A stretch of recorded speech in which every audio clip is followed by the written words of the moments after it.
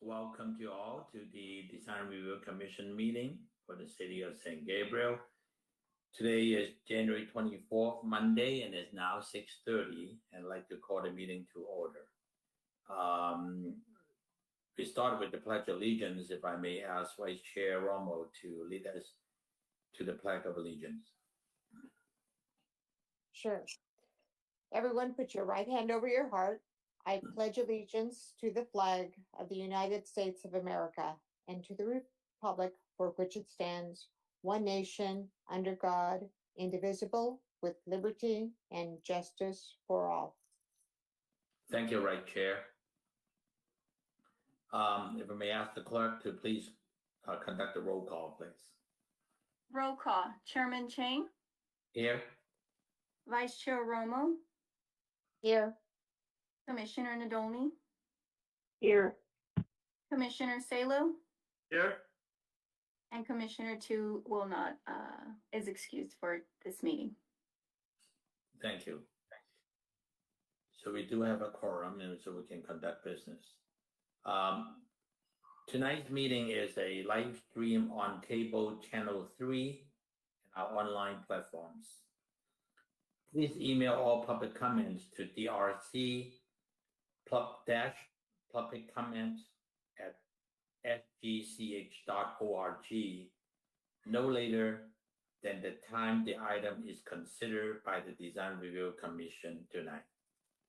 Comments received after the item has been considered will not be read into the record.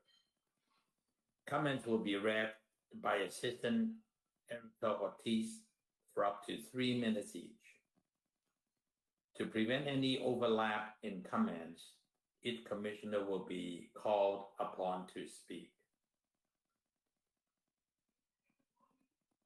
Item number 1 is public comments. This is the time set aside for members of the public to address the Design Review Commission on items of interest that are not on the agenda, but are within the subject matter jurisdiction of the Commission. Pursuant to the Brown Act, the Design Review Commission cannot answer any questions or take any action until such time as the matter may appear as an item on the future agenda. Assistant Erica Ortiz, are there any public comments received? No public comment, Chair. Thank you. That will conclude the public comment portion. And we'll move on to consent agenda items, which is on item number 2.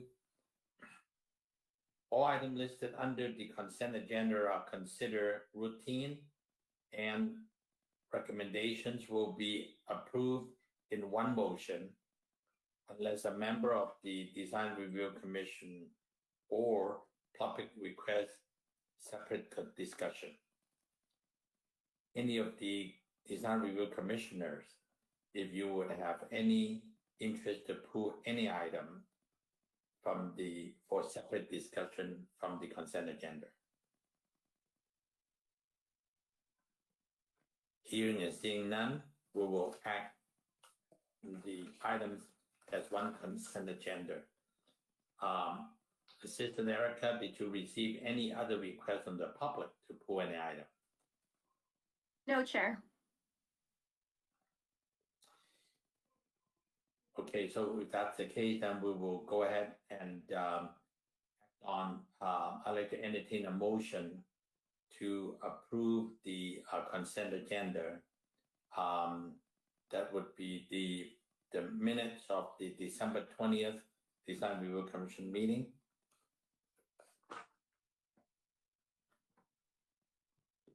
This is Commissioner Nadolny. I move for. Thank you very much. It's been moved by Commissioner Nadolny. Do I hear a second? Yes, this is Vice Chair Romo, seconding that motion. Thank you, Vice Chair Romo. It's been moved and second. Any further discussion on the item? Hearing none, I'd like to call for the question. Roll call, please. Roll call vote. Commissioner Salo, Yes. Commissioner Nadolny, Yes. Vice Chair Romo, Yes. Chair Chang. Yes, Motion passed. Vote is 4-0. thank you very much. So the minutes are approved as presented.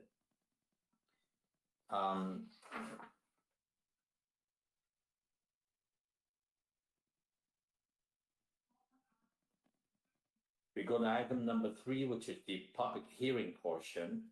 I would like to ask city staff to address the public. Yes, thank you, Chair Chang. Good evening. Thank you for participating and tuning into tonight's Design Review Commission meeting. My name is Samantha T. Wassar, Planning Manager with the Community Development Department. There are 2 public hearing items tonight. Copies of the agenda and the staff report for tonight's hearing are available on the city's website at www.sangabrielcity.com.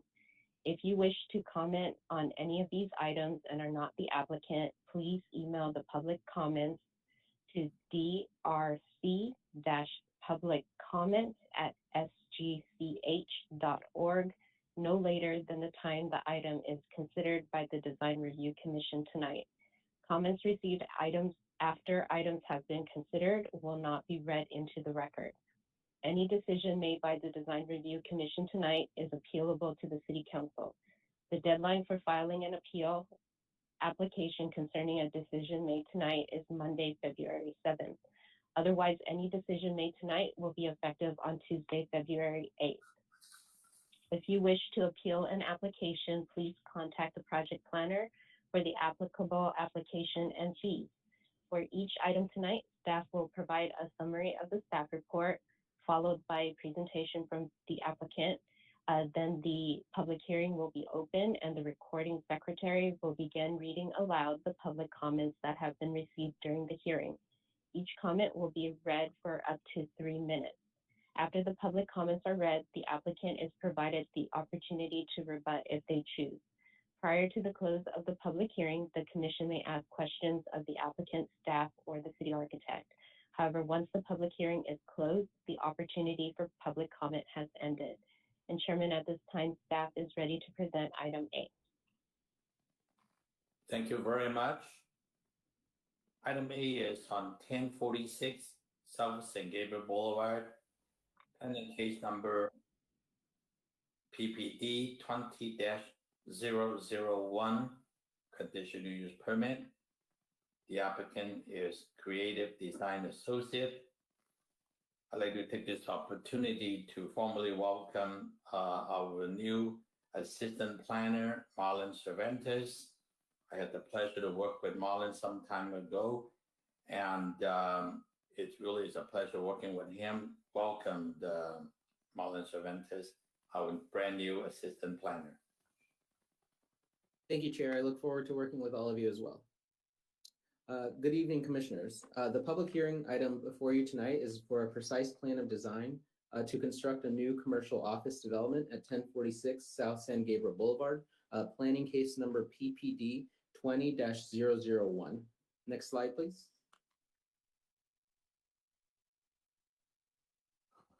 The project site is located on the northeast corner of South San Gabriel Boulevard and East Central Avenue. The project site is bordered by commercial uses to the north, south, and west, and a single-family residence to the east. The site is currently developed with a 1,602 square foot single-family home. The property is, next slide, please.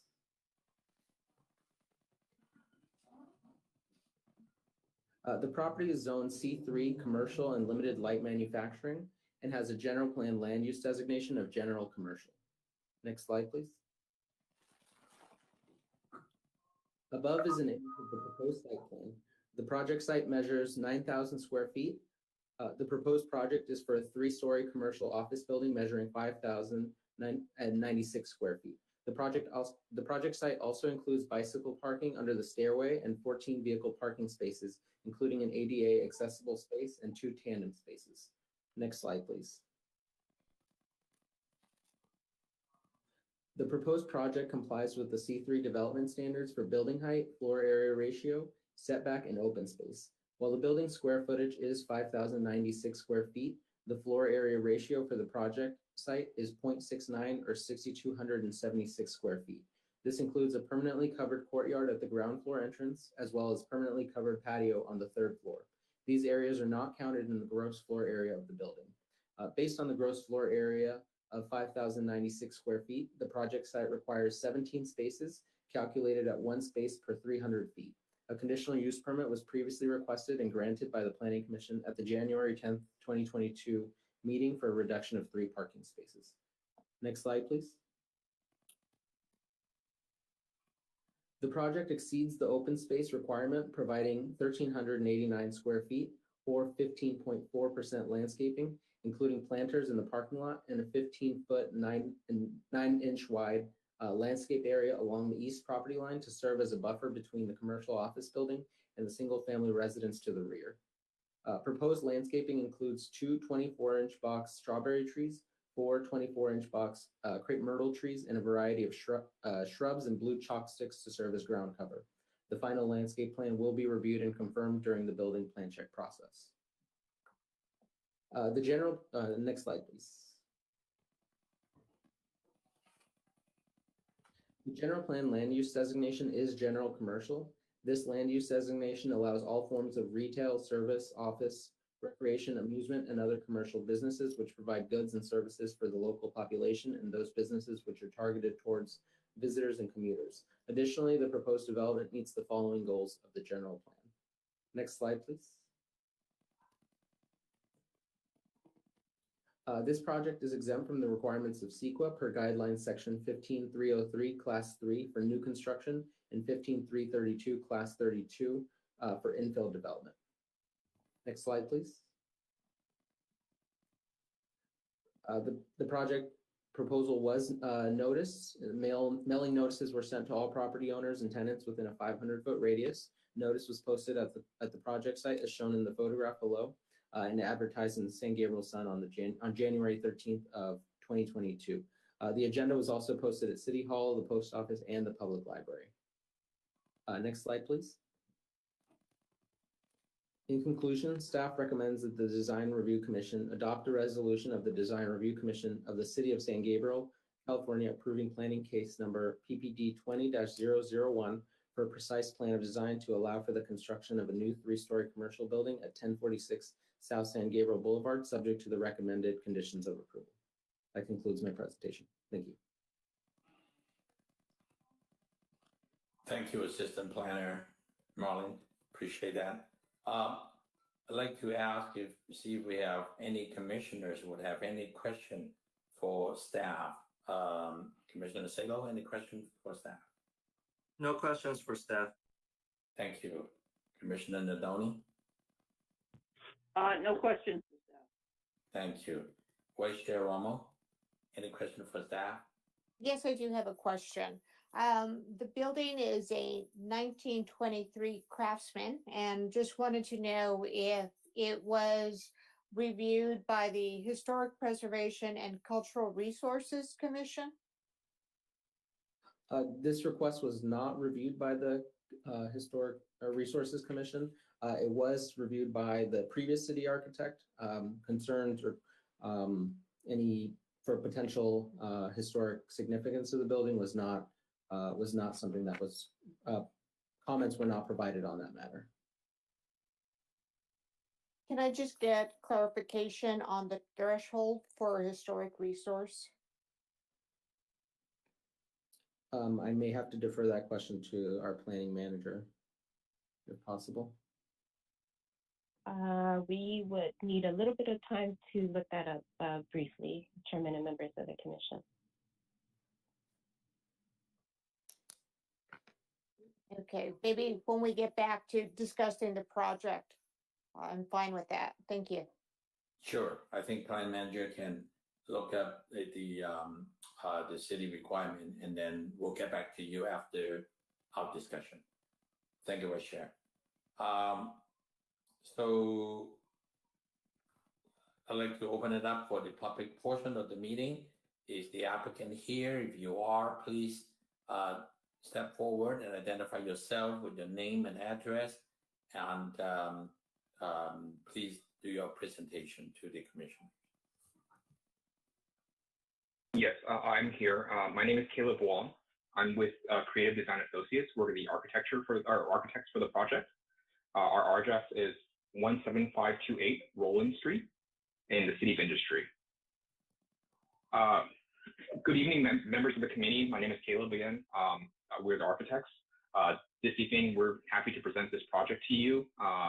We're joined with the owners, Homer and Emily, the owner's representative, David Gutierrez, and also my colleague, Kenneth Payne. We'd be happy to answer any questions that you do have for the project. We spent many years already working on this and kind of developing it with the city architect to develop this 3-story structure in compliance with both the owner's recommendation or requirements and the city's recommendations. So please, if you have any questions, please let us know now. Thank you so much. Thank you, Mr. Wong. Let me start with Commissioner Zalo. Do you have any questions for the architect on this project? No, I do have some comments. Looking at the massing of the building up against the street, I think they did a good job trying to break it up. Pick up the massing at the corner there, and I appreciate the glass on the ground floor. The signage appears to be very understated, which I appreciate, but I wonder how accurate that would be. Those are my comments. Thank you. Thank you very much. Appreciate those comments. Commissioner Ndoni, any question? Yes, I just have a couple of questions.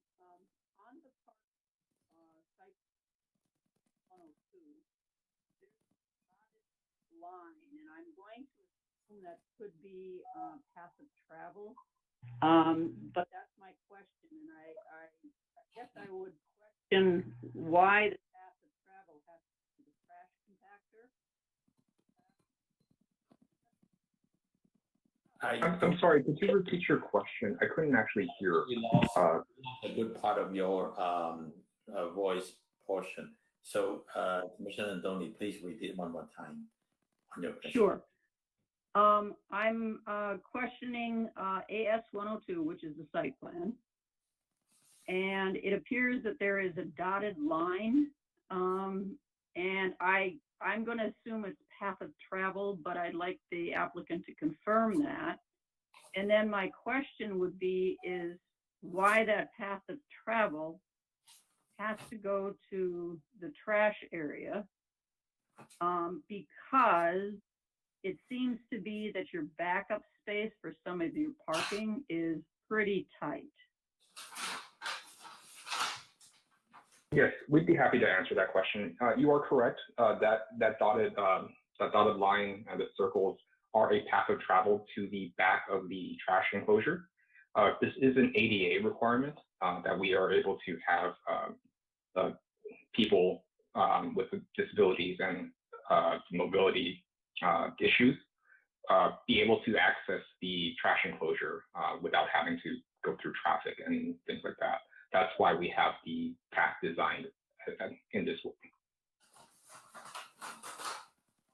So take me to how they would come out and have you looked, I guess my question is, have you looked at other paths to get to that location? Because what I'm concerned about is your backup space for a couple of your parking slots, and you're already you're under parked,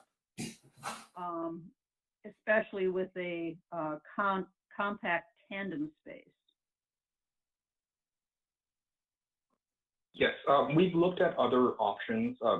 This has been the best option that we could design with for the project.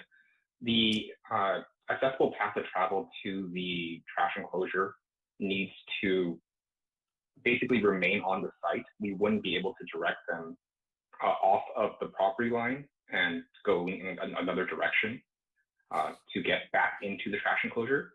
Also, they would not be allowed to go behind vehicles. So we wouldn't be able to kind of push the parking spaces more towards the north and have that path of travel pushed down. That's not allowed per ADA code and California code. Okay, so can you then address the backup space for at least 4 of the parking spaces? Yes, so the backup space was deemed sufficient by the members of the city when we were going through this option. Initially, we had designed with a stacking system for the vehicles to provide additional parking spaces, but city staff recommended to go with a tandem option instead. They deemed that the 21'4" and 22'4" backup space would be sufficient for the project, and also with the I believe they're also requesting that we have a valet parking podium there, or just in case that there are any issues. So who do you see as using the tandem parking spaces?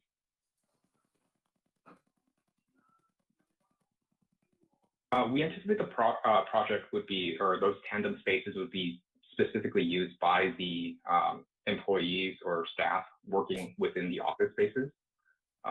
Please note that the owners, Homer and Emily, are part of a accounting firm. They are also going to be occupying the second and third floors of the office building, and they were intended for their use. So their staff or whoever would be occupying the first floor would be specifically using this the parking spaces. So chances are those tandem spaces will be filled every day, every working day. Most likely, yes. So they're not really valet.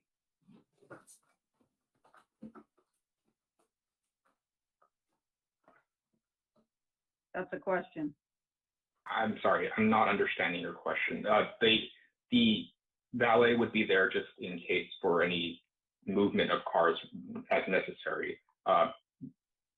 People would still be able to park at the other parking spaces. So you're going to have a valet there parking everybody, or just those tandem spaces?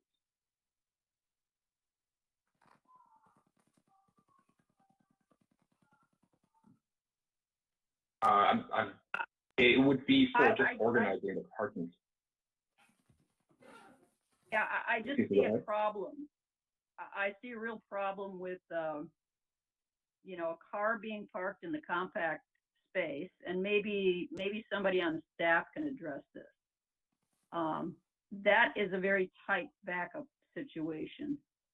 And if you're expecting the parking stalls that are along the north to be used for the public, if they're for private use for private offices, but if you've got public, you know, the public attending and parking there as visitors, I see it as real tight and a real problem. So maybe somebody from the staff, since staff has agreed to this distance of backup space, maybe they could respond. I'm currently looking up the required backup distance. I can provide that information as soon as I find it. I see two dimensions for backup. I see a 21'4" and a 22'4". And I guess I just want to verify that that's acceptable to staff.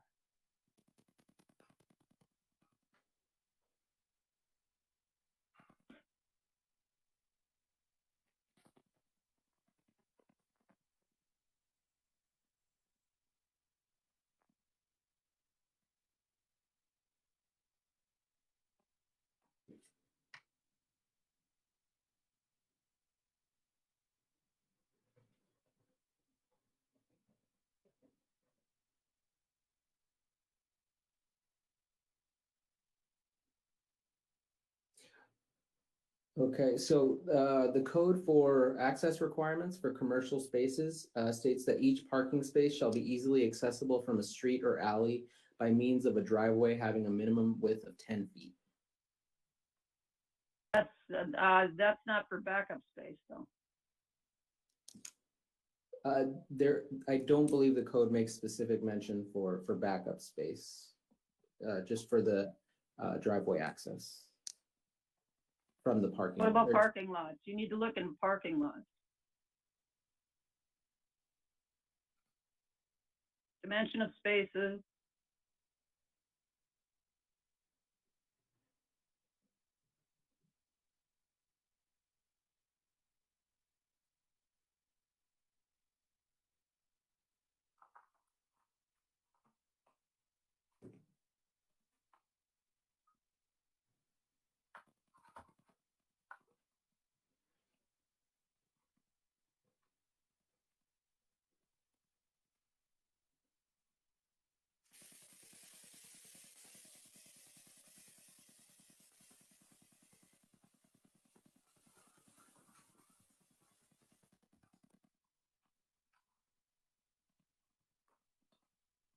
While you're looking that up, I have another question for the applicant, my last comment. Sure.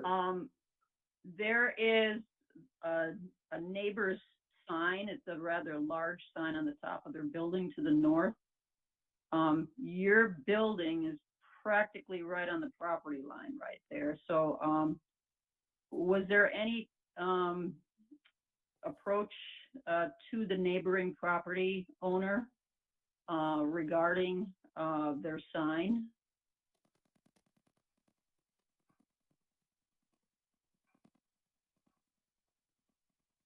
Maybe David, if you could assist me with this question.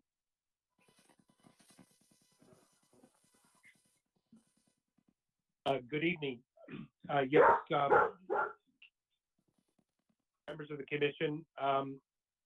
That particular item that that is being brought up at this point was never discussed with our development team. There certainly has been a lot of discussion between our team and city staff. I think part of the issue here is that as great a job as planner Cervantes is making with regard to this project, he inherited this project from a previous senior planner who's no longer with the city. So in dealing with the previous senior planner who has moved on to another city, that discussion, quite honestly, never came up. But certainly, I believe our team would be very receptive to making contact with the owner of the business to the north and trying to provide an opportunity of addressing that particular issue. That would be helpful, because I'm sure that they may have an issue with that, considering how their sign is located. So I think that if we approve this project tonight, I would like to make that as a recommendation, or that be part of the project going forward. Not that sign is any great sign, but it's a neighboring business, and you're basically cutting off the view of their sign from the south completely. So I absolutely understand, and I think our first objective with this commissioner would be to, certainly verify that the business is still an active business and that sign is still a legitimate sign. And if so, we would have no problem with that particular added condition to work with that business owner. okay, very good. That'll be good. Thank you. Thank you. So those are my comments. Like I said, I'm still concerned with the backup space on the parking, and considering this is underparked, and I guess maybe, did I hear correctly that the CUP has already been approved? That's correct, yes. Okay. I would still bring up that concern for the backup space. Those are my comments. Thank you. Thank you very much. I'm sorry if I could just comment. Just from our experience, we're working with LA City and their backup space. They have a typical backup space of 22 feet. if that helps the city and the committee. And is that in the condition, in a right angle condition? Which is Yes. basically what this is. Okay. Yes, correct. Okay. Well, it looks like we're a little shy on one of them. Thank you.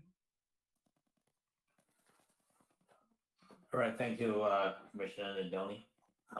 Let me move on to Commissioner Vice Chair Romo, and then I will not forget to address your concern. So go ahead, Vice Chair. Great.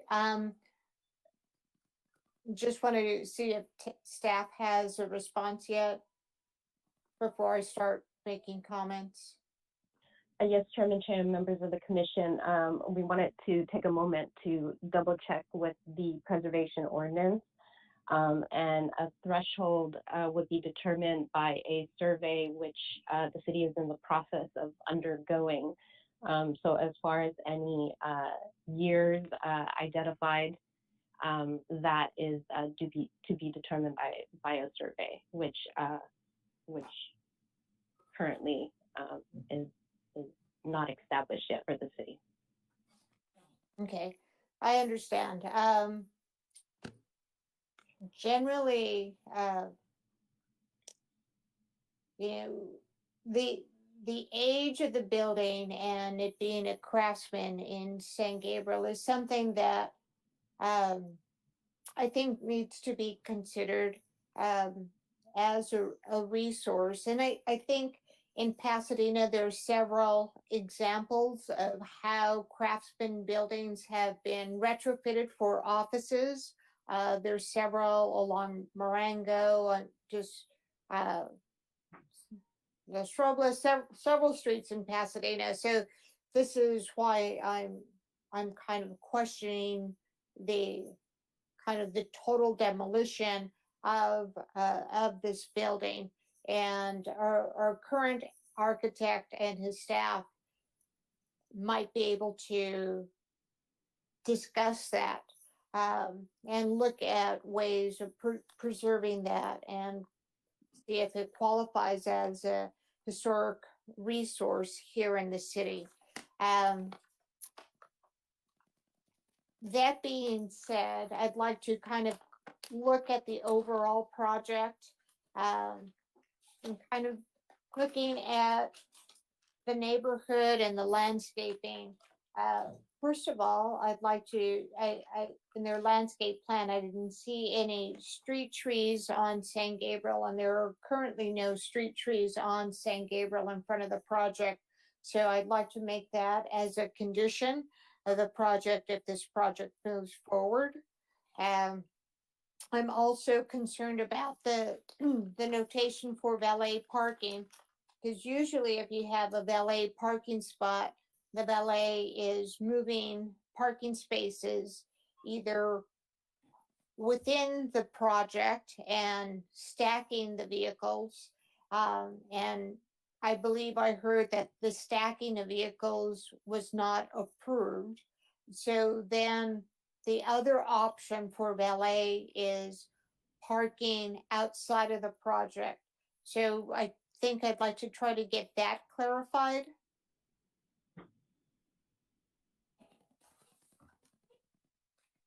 I'm sorry, was that a question for staff? For staff or the developer.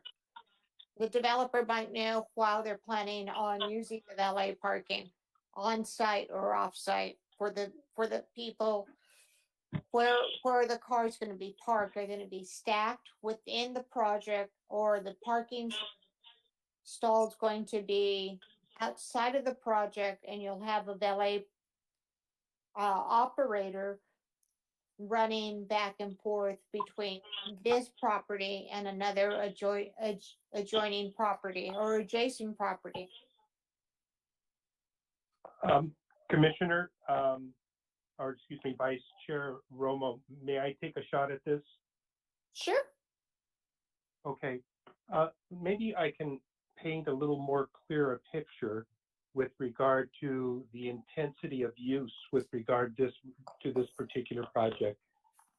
The owners are building this new building with the intent of occupying it, and they currently have a CPA firm that's approximately half a block south of this location on San Gabriel Boulevard that they have leased for a number of years.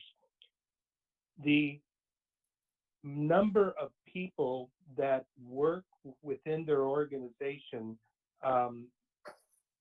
consists of 4 to 5 employees that would be on site at any given time. That's a maximum. Because it is a CPA firm, traditionally when people do come, it's either to drop off paperwork or pick up paperwork. And there usually are no more than 2 to 3 clients within their organization at any given time. So if we took the maximum numbers here of 5 employees plus 3 clients, we're talking about 8 cars that would potentially would need to be parked on site. The 20% parking reduction that was requested of and approved by the Planning Commission consisted of a reduction of 3 spots. So there was really no concern on the part of the commission with regard to huge numbers of people coming in or going out that necessarily would have an impact on those 3 spots that were being requested.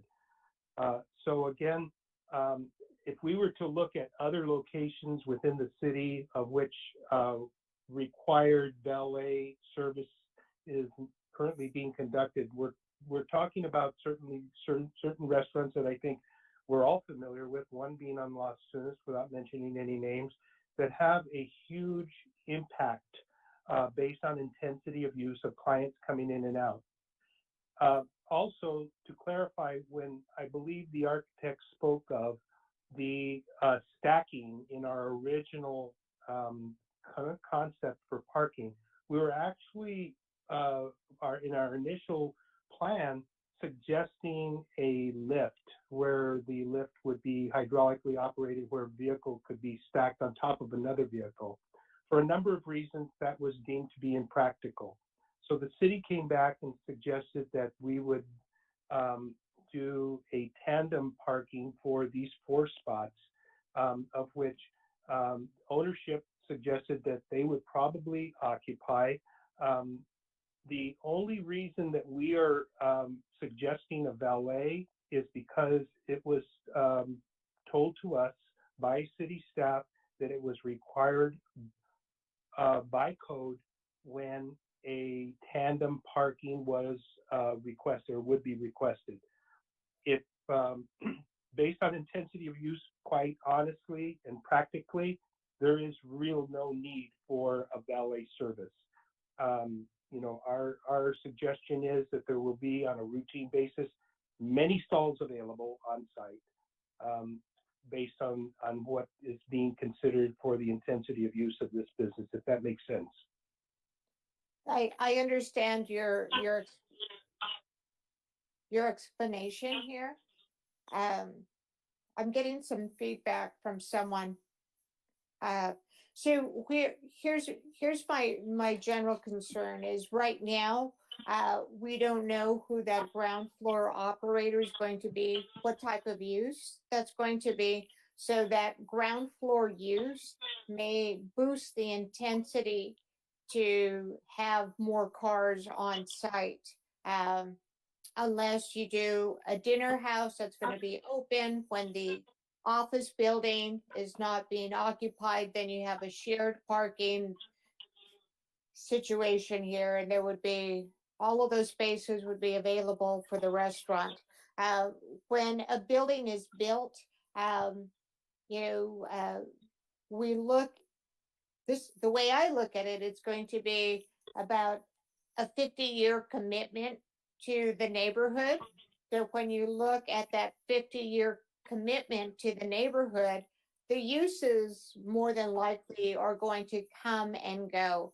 So that is kind of my experience of working with business communities for over 35 years, that the businesses come and go, but the buildings stay behind. So that's one of the reasons why there is this design commission, so we can try to look at how best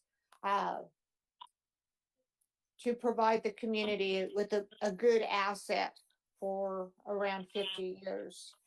And I don't- Vice Chair Romo, may I address one item that you had a concern about? We are maximized with the intensity of use on those at the ground floor units as being no more than general office. Okay. So when you The intensity is going to be, it's not going to be a restaurant, it'll be a lower intensity use.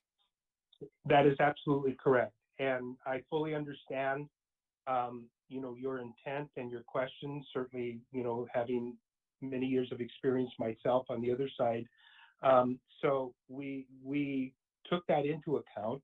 Had a number of discussions with the city, and ultimately decided that based on what would be allowed with regard to the parking requirements that and subject to intensity of use, that there could not be anything greater than just general office use for that ground floor space. Okay, thank you. Thank you for clarifying that. So I mentioned earlier about the street trees along San Gabriel Boulevard at least one or possibly two. The other thing that I'd like to see is when you look at Central, and this is going into a residential neighborhood, there are currently some bottle brush trees that are located there, and the bottle brush trees have brick for a tree well. So I'd like to see kind of that transition into the neighborhood with sidewalks and a parkway. This would give the trees a little bit more space by developing a parkway there along Central space, so they can get more water and other nutrients, and you can start buffering kind of that transition from commercial into the residential area. And I'm cognizant that some of those blocks do not have sidewalks, nor do they have parkways. A lot of the houses just, it's the front lawn going all the way to the curb. So I think it's important to start a good benefit for the community by having sidewalks. And if people are going to be parking on the street, for example, and walking to the project, you can be a resident or you can be a customer that parked off-site. You have that amenity to walk by. The other thing I just wanted to mention real quick is on the landscaping. The landscaping, there's only one plant that I have some concern, and it's the Boston ivy. The Boston ivy does need more water, and when you look at the planting zones, the planting zone maximum number is 8. San Gabriel is an 810 planting zone. Therefore, I am suggesting another type of ivy or another type of plant that would survive a little better in a hotter environment without as much water. And everything else on your planting ledger looks like it is more on the drought tolerant side. And I think once again, in addressing kind of that residential to the east, by having the trees in the back of the project, I think that does provide a buffering zone for that single family home that's there. So I'm going to just relay, kind of summarize my concerns: the historic preservation, trees on San Gabriel Boulevard, Parkway on Central, and then a different planting material that's a climbing instead of the Boston ivy, either some type of other ivy that's more appropriate or other flowering plant that's in a vine that'll climb and work with the climate zone here. That's it. Yeah, thank you, Vice Chair. I couldn't agree with you more with regard to the area on Central there to provide a parkway, open little area there for better saturation opportunities for the trees. And if it's acceptable to the Public Works Department, we certainly would be willing to do that. Thank you. Thank you, Vice Chair. I hope, Marlon, you have chalked down some of these suggestions, I hope. Yeah, I think the benefit of that is because of that we are having more softscape area than some other projects. So that will definitely help on the landscaping. I also heard Commissioner Nadoni's on the backup space. I think what's going to happen is because of the fact that they do have a potential valet parking kiosk there. I think I'm sure the Planning Commission had addressed that part very carefully, understanding the use is low intensity, and if there is a point in time where the parking lot is full and they need to use this additional tandem space, I'm sure the owner, being a owner-occupied building, they can easily arrange that to ease that issue. I think that was one of the reasons why the Planning Commission had addressed that additional potential valet parking kiosk there. I think the project is practically well balanced, well designed. It will be a nice addition to that corner. So I can support the project the way it is, with the additional suggestion from Vice Chair on the alternative for better landscaping suggestion, working with the Public Works Department for the city. So that would be my comment. I hope the applicant would not have any issue with this added condition for the landscaping, would you? From my perspective, I have no objections to any of the conditions that have been stipulated by the commissioners. Thank you, Mr. Gutierrez. Okay, so with that said, I'd like to entertain a motion for approval of the project. Sounds like that it is a good project and I'd like to see it move forward. So may I have a motion for approval with the added conditions? Yeah, this is Commissioner Salo. I motion to approve planning case number PPD 20-001 with the conditions that we covered here today by the other commissioners, particularly the historic reference issue. Excuse me, Chairman Chang? Yes. Did we do public comment? Oh, I'm sorry. Oh, okay. My bad. Sorry. So let us hold that motion for now, since nobody seconded yet. So Assistant Ortiz, did you receive any public comments on this item? No, Chairman, no public comment. Oh, okay. So now it's 7:20 and we have not received any public comments on this item. And now the public portion is now closed. Okay. Does any other city staff may have any other comments made? Yes, Chairman Chang and members of the commission, this is Samantha. Just to clarify, When it comes to the number of parking spaces, the project that is proposed by the applicant is office use only. At no time was a more intensive use discussed with staff. So since the property owners are online, the proposal that is presented to the city and to city staff is for an office use only. The only time the use can be intensified is if additional parking spaces can be provided. Also, it is a code requirement for tandem spaces that valet service be provided. It's code required. It's not based on staff's determination. So valet parking will have to be maintained as long as there is tandem parking on space. And the only time that would change is if the parking layout is changed for any reason. And if that would impact the conditional use permit approved by the Planning Commission, it would have to go back to the Planning Commission for review and approval. So that staff did want to follow up on those items.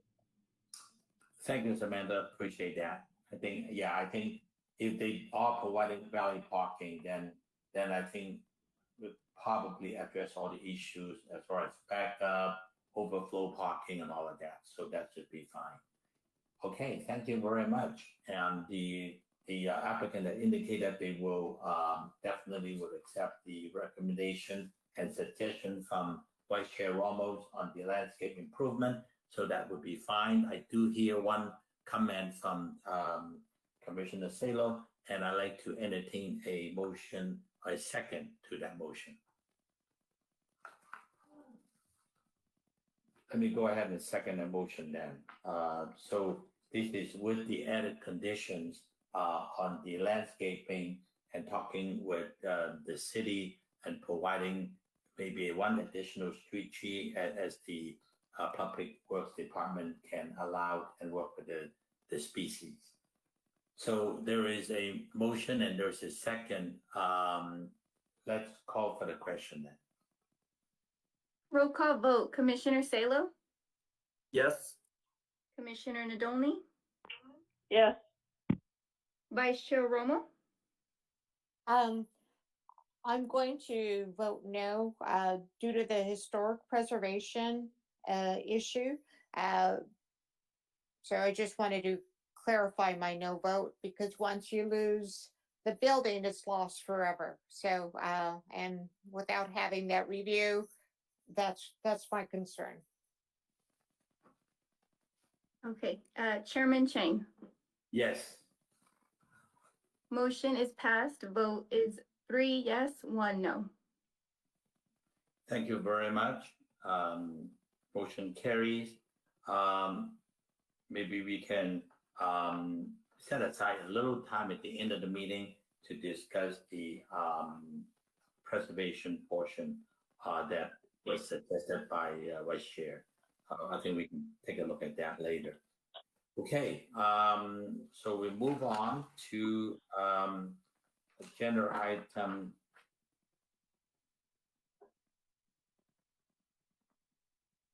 Did I miss a page? Maybe I did. But I print this out, maybe I missed a page. So we should move on to item number B then, right? So let's go ahead and do that.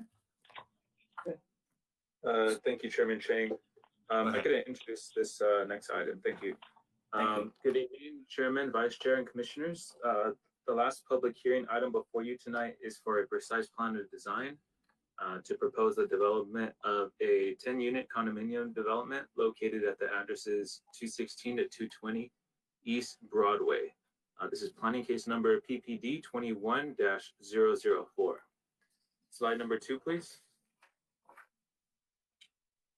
The project site is located on the south side of East Broadway, between St. Francis Street to the east and South Del Mar Avenue to the west.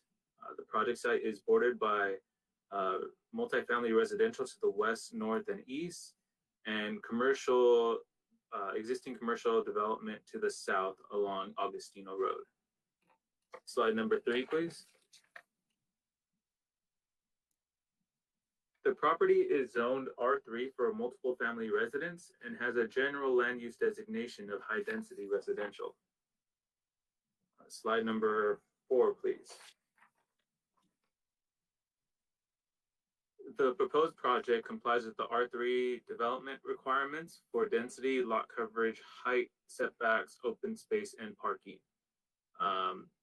The density would allow for this project site to accommodate up to 11 units. However, the applicant has chosen to bring that down to 10 in order to better fit the project site. The unit sizes range from 1,426 square feet to 1,487 square feet. And all will provide a 2-car garage on the ground floor. The required 4 guest parking spaces for the project are located in the middle of the project site as seen on the slide above. Slide number 5, please. This slide will just show the R3 development standards and how the proposed project aligns with those R3 development standards. Slide number 6, please.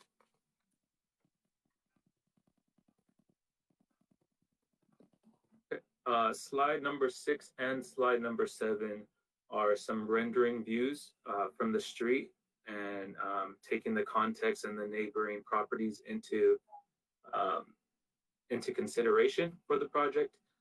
Staff wanted to include these so the commission can get a good idea of what the project is looking like and what if the applicants need to refer back to these slides when they are speaking.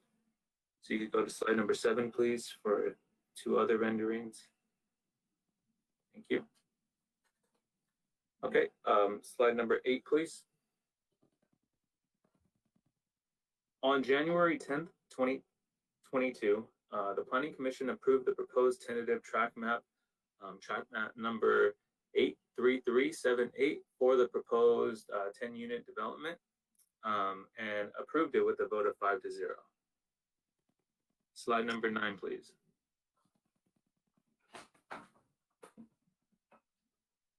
The project was found to be consistent with the general plan based on the following general plan goals. First being housing goal 2.1, which is to expand the supply of housing in accordance with land use designations and policies in the general plan land use element, as well as housing goal 2.2, which is to promote and encourage the provision of adequate housing to meet the needs of the community. Slide number 10, please. This project was found to be exempt from the requirements of the California Environmental Quality Act, or Sequa, per guideline section 15332, class 32, for infill development. Slide number 11, please. This project was required to be noticed for tonight's meeting in the following ways. The first was mailed notices were sent out to property owners and tenants within a 500-foot radius of the project site. A notice was posted at the project site, which is can be seen on the slide above, as well as having the notice posted in the issue of the San Gabriel Sun in the January 13, 2022 issue of the newspaper. Agendas were also posted at the following locations of City Hall, Post Office, and the San Gabriel Public Library. Slide number 12, please.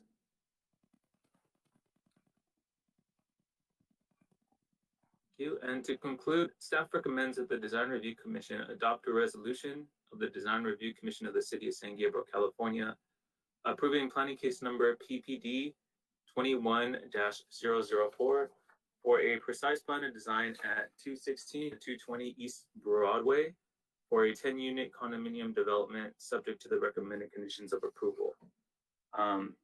Thank you. This will conclude staff's presentation. Staff is available for any questions that the commission might have. And we also have the applicant team, I believe the developer and the architectural team are on the call ready for any questions that the commission might have. Thank you.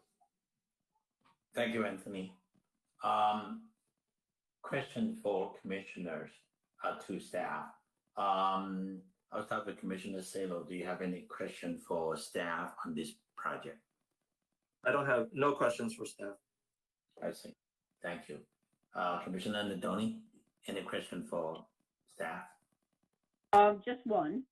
I noticed that on sheet AG001, there's the property line carries into another, appears to be another property area designated M1 light manufacturing off of Augustino. Was that part of the Planning Commission's approval process? I guess I'm just kind of curious why we're seeing that kind of portion of the property. Yes. Thank you, Commissioner Nadoli, and thank you. I did want to bring that up during the presentation, so thank you for reminding me. It is a little bit confusing at first. So originally, the 220 address expanded all the way from Broadway to Augustino. However, part of the Planning Commission tentative track map that they had reviewed was to actually divide the 220 address in half. So the northern portion would be combined with the 216 address in order to propose this 10-unit residential development, since both of those portions are R3.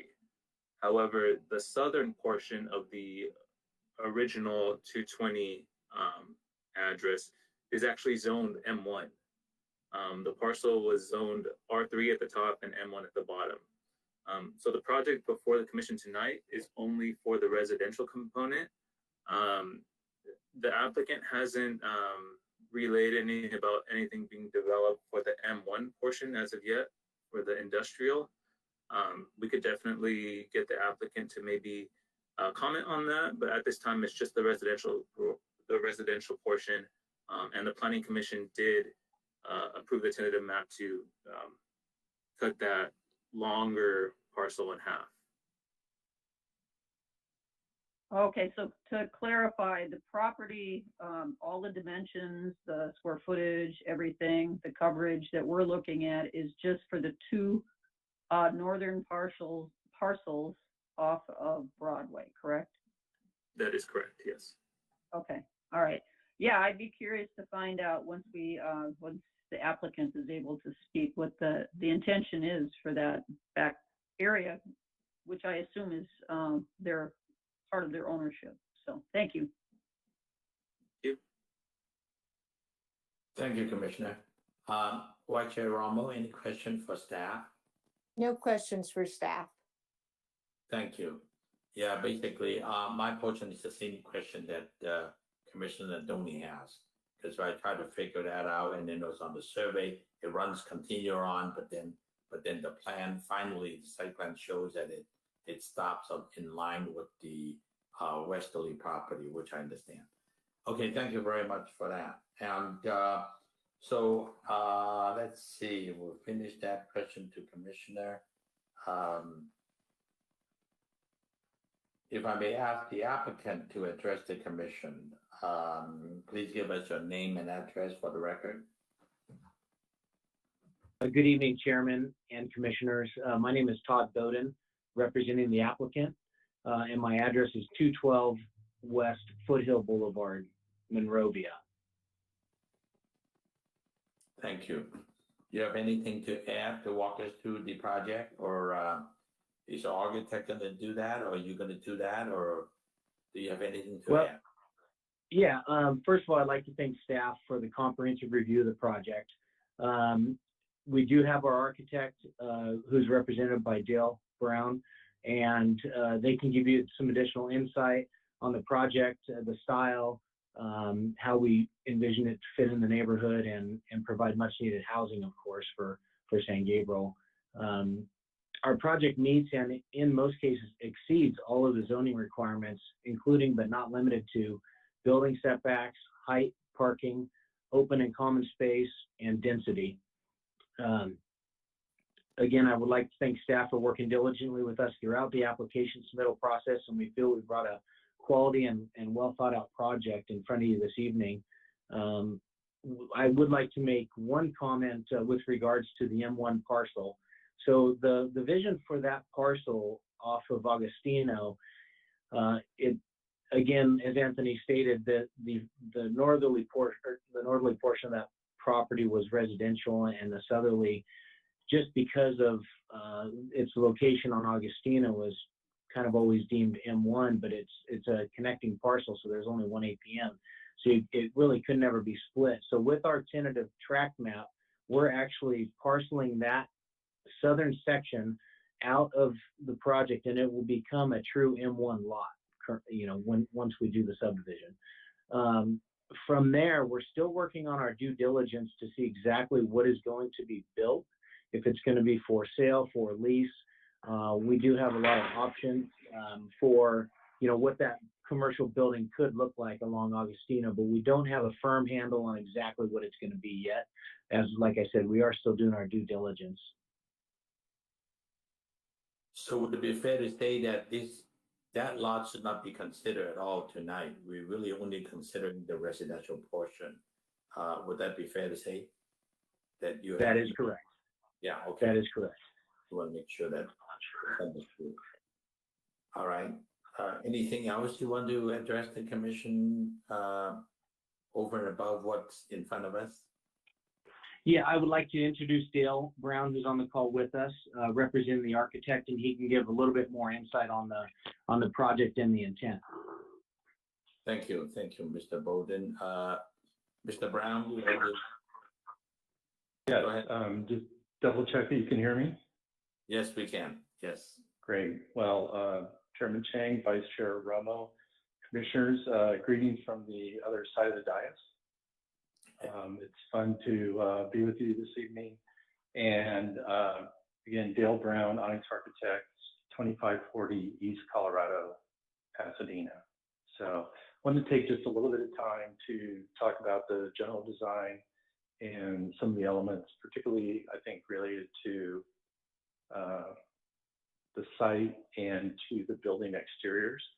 If we could bring up slide 4, which is one of the,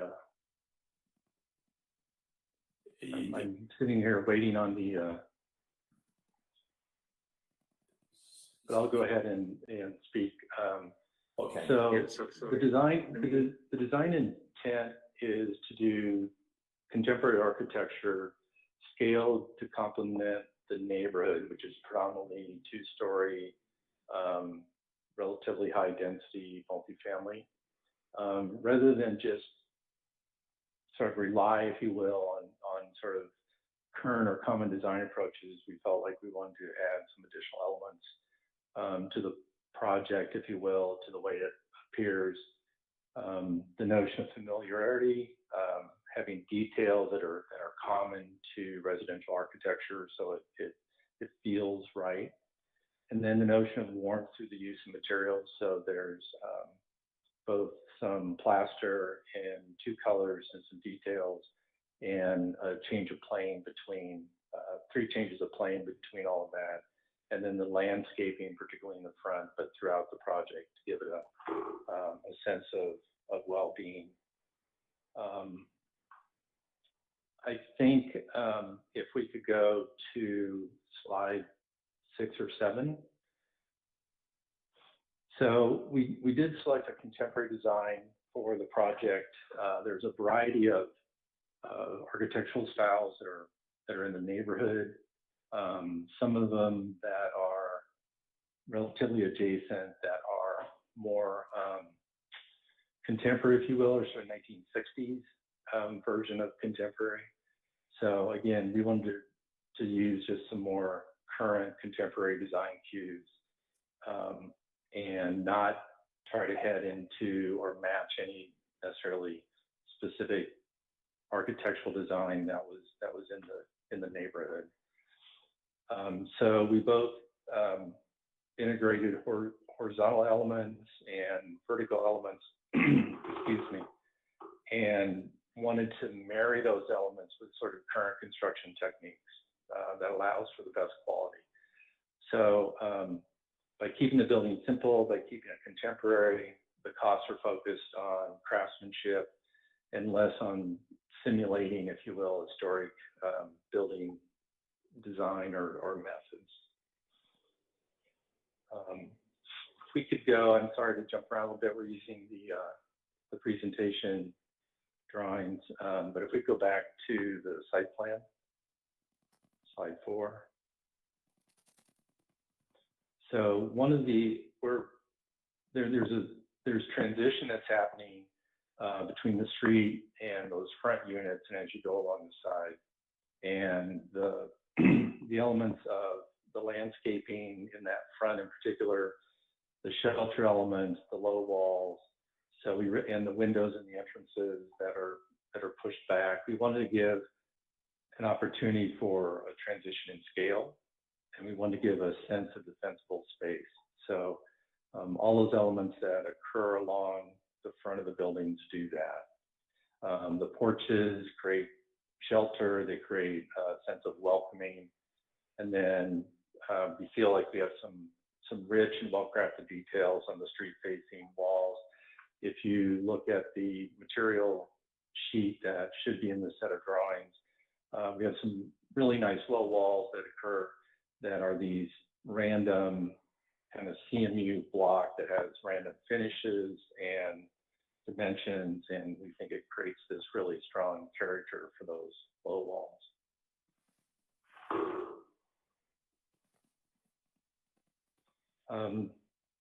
Anthony, is there a elevation sheet in the presentation, or if not, could we go to one of the renderings that show more of the side wall?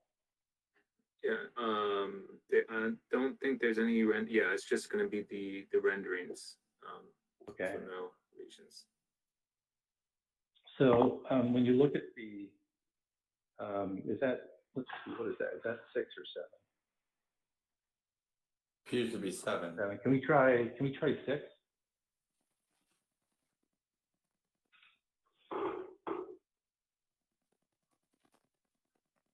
You can begin to see it in these renderings, and there are some additional renderings that were presented. But on the exterior, we have deep recessed windows. We have wall framing that goes from 2x8s to 6s to 4s. And so it allows us to create plane changes. So the gray plaster is out the furthest, the white plaster sits back from that. And then the siding, the wood element, which is the warmest element that's on the elevations, is back at a 2x4 framing. So we've done that to create both dimensional changes and plane changes within the facade of the building. The other thing that does from just a practical point of view is allows the plaster to, the siding transition where the plaster can return and the siding sits in. So we want to do a project that can easily be waterproofed, and you can just from a practical and technical point of view. We've reviewed all the conditions of approval, and they're all clear and acceptable. As you would know from the conditions of approval, there are some additional exterior details that are to be developed and reviewed with city staff and city architects. So the exterior light fixtures, the exact door and window details. We talked about the material transition details, worked those through with the city as well. Any questions on the final color materials? And then there are elements of the exterior of the building that currently are shown as types. So metal and glass rail system, the pergolas, canopy eyebrow manufacturers, and the final manufacturer for the windows would need to be selected and coordinated with city staff. So with that, I'd be happy to answer any questions. Okay, thank you. I'll let the commissioners see if they have any question for the architect. We'll start with you, Commissioner Sale. Yes. First, I have a comment. I think the approach, the design approach taken with the materials, with the exterior finishes to break up the mass is the right approach. I do have a question about the end street elevation. It's very consistent with all the other elevations, but I wonder if maybe some of the windows on that street elevation could be a little bit larger. I understand there's a stair there and that there's some proposed landscaping. So maybe, you know, the architect can elaborate maybe on that a little bit. on why the decision was made to make the windows so small. The other comment I have is regarding the roof decks. They're nice and clean looking, so I wasn't able to identify the location of the mechanical equipment. So I wonder if they're not being shown, or if I just missed it. Those are my comments. Thank you. Okay, thank you. You want to address those now, or you want to wait until we collect all the information, then you can address them together? We can just address them as we go forward. Maybe just select them, that'd be fine. Okay, good. So let me move on to Commissioner Nadoni. Question for applicant. Welcome, Dale. Nice to hear your voice again.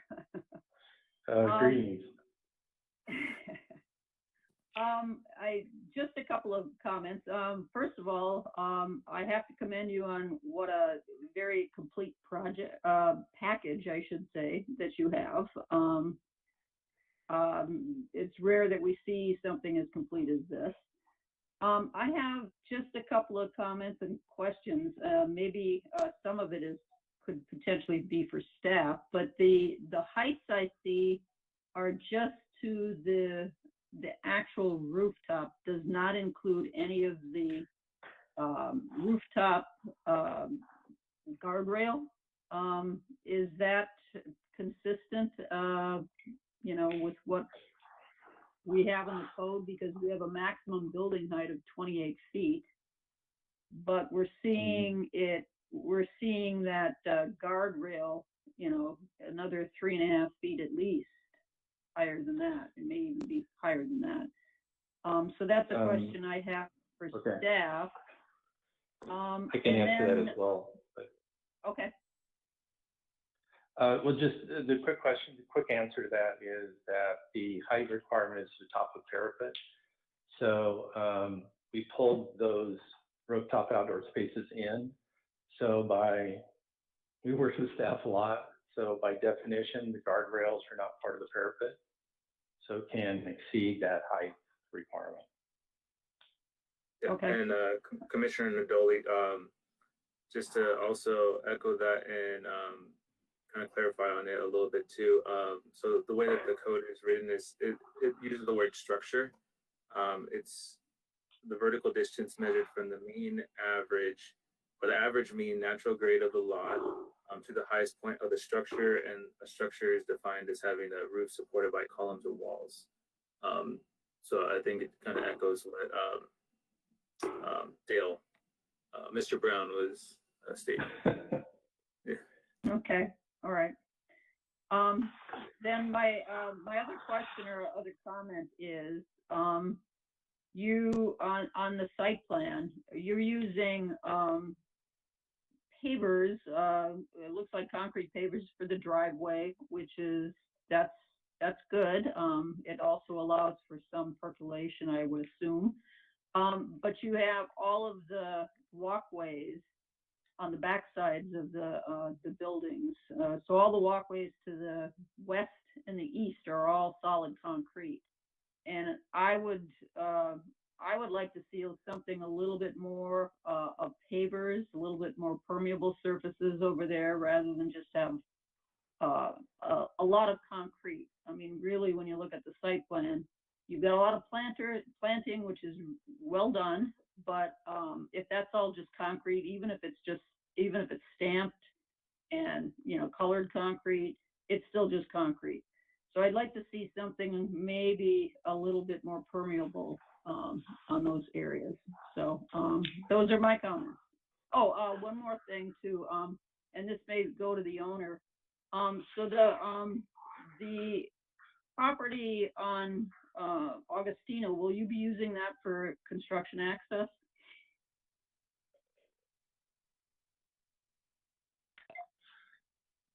Yes, Vice Chair, we will be using that for some staging materials and access for the rear of the property. It's actually a nice amenity to have for a project like that. I agree, and it keeps it off of Broadway, which tends to be a very busy and narrow street. So if that's not part of the conditions, it may be one want to be one of the conditions. So thank you. No problem. Thank you, Commissioner Nadoni. We'll move on to Chair Romo. Any question for the architect and or the applicant? I do have a question regarding the trash dumpsters. I know they're required as per city code, and probably the location where they are is probably for the ease of access to the trash trucks. My question is, are you planning to have decorative gates? Because that is your terminal vista at this point from Broadway. We had not discussed that, but it does make a lot of sense. The last thing I think you want is a very bland industrial termination to that whole view. So yes, we can look at that. Great. That's going to be one of my conditions, and I've been surprised at some of the beautiful gates I've seen going around town. And there was one that I saw recently driving by this project. I went down a little street to go around the block again, and there was this beautifully architectural modern gate in this opening into this industrial property. So I think that was the inspiration. The other thing I'd like to see near the trash, well, behind the trash dumpster is some type of landscape to get some height going back there. And if you want to either look at palms or cypress trees, your landscape architect will probably figure out how much room you have and what the best type of planting would be. But just so you see something nice at the ground level, but your eye goes up, and I think that'll make a difference in that terminal vista and definitely enhance it. My last comment is on street trees. When you look at the project where 116 was, there's an existing street tree there. There's not an existing street tree at the 220 East Broadway. So I'd like to see a street tree there on that side of the project as well.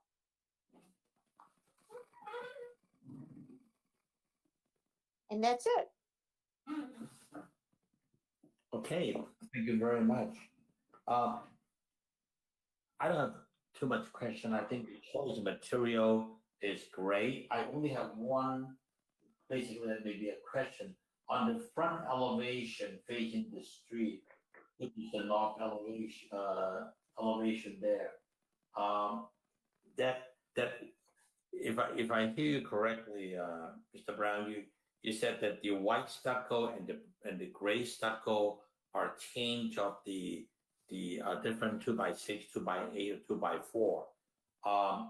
So there is a sort of a narrow strip of white stucco in the front. Is that meant to be a change of the framing material depth to create some kind of reveal there? Is that the intention? That is correct. So the front elevation, the gray is the furthest out plane, and then it steps back to everything in white, and then steps back to the wood siding. So where you see the wood siding with the white plaster around it, there's a 2-inch difference. Where you see the siding with the gray plaster around it, it's a 4-inch difference. I see. All right. That's interesting. It's good thought. If they do the plaster perfectly, it will look very nice to have that review there. I tend to agree with Commissioner Salo on the proportion of the window size to the overall plane of the building. It looks like the windows are relatively smaller. Is there a reason for it? Because you want to keep the window size a little bit smaller, especially in the street elevation in the front. the side elevations, the long elevations are much well balanced and with the different change of material. Was that the reason for it, or because of the way? I mean, I think we can look at it. We are comfortable with the proportions, but I think it's a valid comment. Some of the windows go into where there's a stair, and so it might, and some of them are into bedrooms. So I'm thinking that maybe in both cases, we should look at it for both cases, but particularly within the stair, if we increase the window size there, that'll get more natural light into that stair and then into the residence as well. So I think, they're good comments and we can look at it. Yeah. So, you may want to take a look at that, and I'm sure when you come in with your construction document, you can modify that somewhat and try to get a little better balance on that. And I guess the last piece is it all depends on how your final landscaping elevation will look like.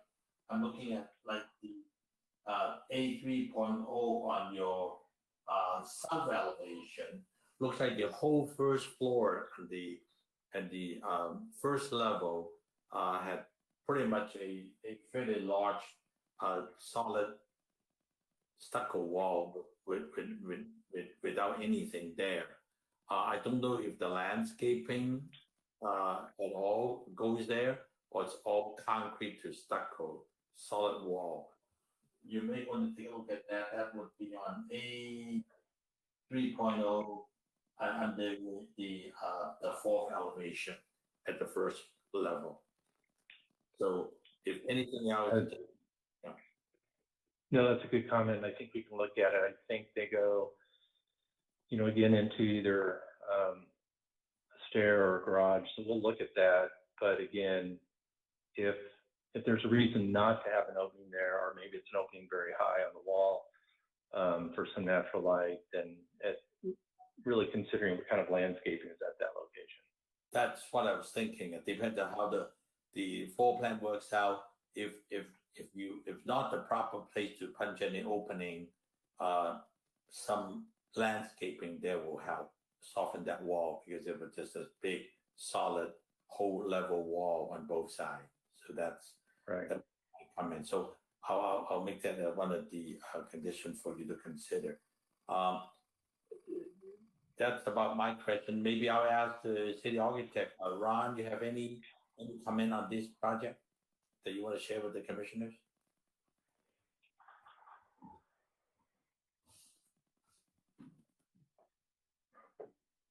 Ron, sorry, I think you're muted. Sorry. Thank you, Commissioner.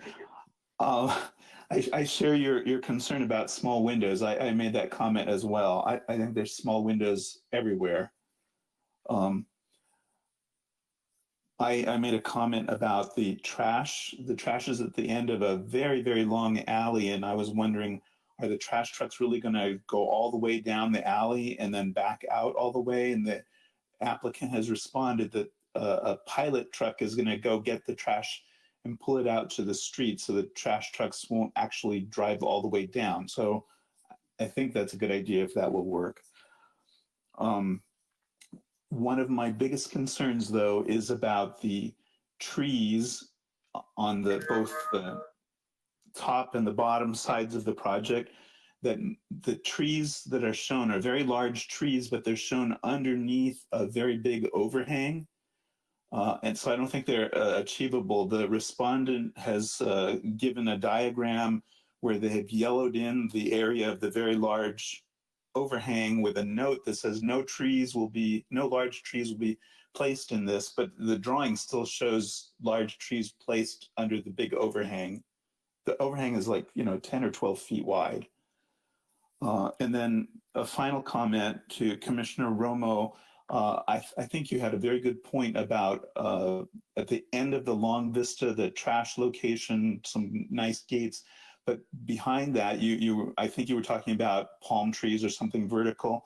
So they do have palm trees, but they're located kind of behind the buildings, not in the view corridor. So it might be a good idea just to move the palm trees, and the plant material they have at the end of the long vista, but behind the trash is asparagus fern, which nobody will ever see. So I think you have a very good idea of having some vertical planting. That's the extent of my comments. They've come a long way with their design. Thank you, Ron. Appreciate that. So, yeah. Let me do this. Let me go ahead and move on. Are there any further comments or questions for the applicant? If not, I'll move on to the Assistant Ortiz. Did you receive any comments from the public? No, Chair, no public comment for this item. Thank you. It is now 8:00 and no further public comments will be added to the project because it's now closed. Any other comments from city staff? No, not at this time, Chairman Chang. Except for the fact that I did note down those added conditions that yourself and the commission has addressed. So if the commission decides to motion to approve with those added conditions, I have those jotted down. Thank you very much. Appreciate that. So let's go ahead and close the public portion of the meeting, and then we'll go through our own discussion. I'll start with Commissioner Salo. What's your feeling on this project so far? Yeah, I'm confident that the items we discussed today, that the applicant and staff can resolve. I'm comfortable proceeding with approving. Thank you. Thank you very much. And Commissioner Nadone? I agree with Commissioner Salo. Okay, thank you. Chair Romo? I agree with Commissioner Salo and Nadoli. Thank you. Thank you very much. And I also do. I think the applicant worked with the city closely before and understand what we're looking for. So Anthony, if you can have those issues jot down, and I'm sure the architect can work among city staff and city architect to reach to a very successful project. So with that said, I like to entertain a motion for approval with the added conditions. Yeah, this is Commissioner Salo. I motion to approve planning case PPD 21-004. Thank you very much. I'd like to hear a second. If not, I'll make a motion to second the motion. So, Sorry. Okay. This is Vice Chair Romo, seconding the motion. Thank you. Thank you very much, Vice Chair. And roll call, please. Roll call vote, Commissioner Salo, Yes. Commissioner Nadolny, Yes. Vice Chair Romo, Yes. Chairman Chang. Yes. Motion passed. Vote is 4-0. Thank you very much. Appreciate that. Okay, that concluded our public portion of the meeting for public hearing. We now move on to comments from the planning manager. Samantha, any issue you want to share with us? Yes, thank you, Chairman Chang and members of the commission. No updates from staff. Seeing that this is the first meeting of the year, staff would like to wish the commission a happy new year. And then also just to quickly respond, Chairman Chang, you had mentioned discussing evaluating or looking at projects for any historical contributions. That is something that staff at this time did take a look at. This is a continuation of the discussion, or that that staff had commented on at a previous meeting, where some projects that are coming before the Design Review Commission at this time were submitted either more than a year, multiple years before, and are only coming before the Design Commission at this time. Projects like those have been continuously reviewed for several rounds with the city architect as well as city staff. And so staff is absolutely 100% in concurrence with the commission about evaluating properties, and that is something that is currently that staff monitors with the current city architectural team, as well as the architectural historian. But there are these few remaining projects that are, finally getting to the point of public hearing, and looking at the review comments that have been previously provided, staff is relying on the expertise of the former, the current city architect, and the historical experts that they have on their team. So staff did want to make a comment to that. It wasn't something that that staff did not look at with upcoming projects. It is absolutely a priority. We've heard it loud and clear from the Planning Commission, from the Historic Preservation Commission, from the City Council, as well as the community. So it is something that staff will be looking at with all future projects. So staff did want to make a comment to that. Well, appreciate it very much. I think at this stage of the game, meaning that the applicant has gone through everything, the subdivision or the application of planning commission, and then if we stop them at this point saying that, by the way, your building cannot be taken down, I think somehow maybe during the planning process, we need to come up with a way to make that determination early, not at the very last step, because not every building with that many years qualify for it, and some newer building with less years definitely qualify for it. I think whether the building represent a certain type of architecture or become a model of certain type of architecture, or it has some architecture significant to the building type that really should not be demolished. So I think among city staff, planning staff, and the city architect and the historian architect, maybe we should come up with some way to meet some criteria, meaning that when they come in, before the application come in, take a look at the building. Can this one be demolished? And or should it be remodeled? I think that's the right time, not at the end of the project where everything has gone past it and then got stuck at the end. I think that would be fair to any applicant. And it'd be fair to the city too, because we want to make sure it's not strictly by the age of the building. Because let's say if you got an old building that has no significant architecturally, but just because it's old, it's the right time to move on. But if it's like a mid-century building, may not be that old, but my God, if it really represents a significant period of architecture, then we should consider a little differently.